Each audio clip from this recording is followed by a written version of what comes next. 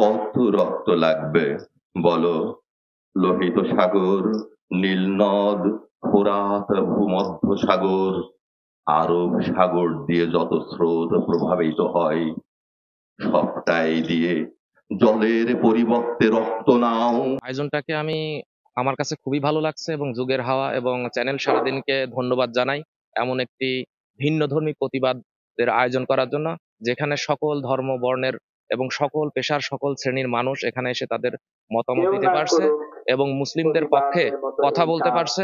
আসলে এই আয়োজনের উদ্দেশ্য সারা বিশ্বেই কিছু নিপীড়ন নির্যাতন হচ্ছে। আসলে একটা গরিব মানুষ বা গরিব রাষ্ট্রের উপরে যারা অনেক বড় লোক তারা হামলা করে। তার মানে কি বাংলাদেশে বা অন্য দেশেই হোক একটা গরিব বাড়ি তার উপরে বড় লোকের বাড়ি হামলা করবে? এটা তো হইতে পারে না। মাটিহারা মানুষের মাটিতে শুধুই রক্ত ফসল ফলে, যেখানে লাগে রক্তবীজ তার থেকে জন্ম নেয় রক্ত চারা। দিনে দিনে বুলেট বারুদ খেয়ে খেয়ে ক্ষুধা ও ক্ষমতার রসায়নে নিজ বাসভূমে তারা শরণার্থী হয়। ফিলিস্তিনের গাজায় যে নৃশংস গণহত্যা এবং বিশ্বজুড়ে বিভিন্ন দেশে দেশে যুদ্ধ, জুলুম, নিপীড়ন, নির্যাতন, খুন, ধর্ষণের প্রতিবাদে কবিতা, পাঠ, আবৃত্তি ও জোরালো উচ্চারণ। এখানে কোনো সিস্টেমেটিক কোনো প্রোগ্রাম না, যে যখন আসবেন তিনি তখন তার অনুভূতি, সংহতি প্রকাশ করবেন, প্রতিবাদ প্রকাশ করবেন। সেটি তার লিখিত হতে পারে বা মৌখিক হতে পারে। বান্ডেল থাকলে প্রতি সেনমানিতে টাকা বাঁচবে। বিকাশ সেনমানি বান্ডেল কিনে জিতুন প্রতি লেনদেনে।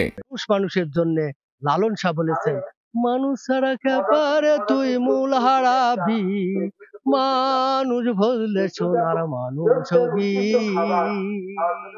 হৃদলে মৃণালে সোনার মানুষ উজলে, মানুষ গুরু নিষ্ঠা হলে জানতে পাবি, মানুষ ভুললে সোনার মানুষ হবি।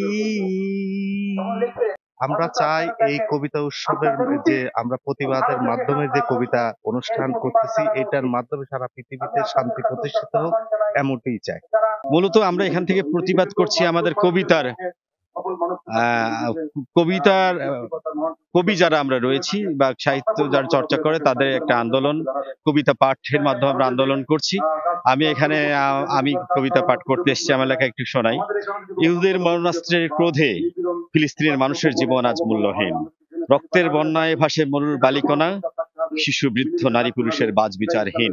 ওরা বলে ওই দিকে যেও না, নিরাপদে শিবিরে ছাউনিতে হাসপাতালে আহত থাকো, কিন্তু সবচেয়ে নিরাপদ আশ্রয় আজ ভীষণ অনিরাপদ, ভয়ঙ্কর দানব দজ্জাল। ঘুমোতে গিয়ে ওঠা হয় না আর ওদের ঘুম থেকে। গণহত্যা, শিশু ধর্ষণ এর প্রতিবাদের জন্যই আজ আমরা এখানে উপস্থিত হয়েছি, যাতে এদের কল্যাণের জন্য রব্বুল আলামিনের কাছে আমরা ফরিয়াদ করি।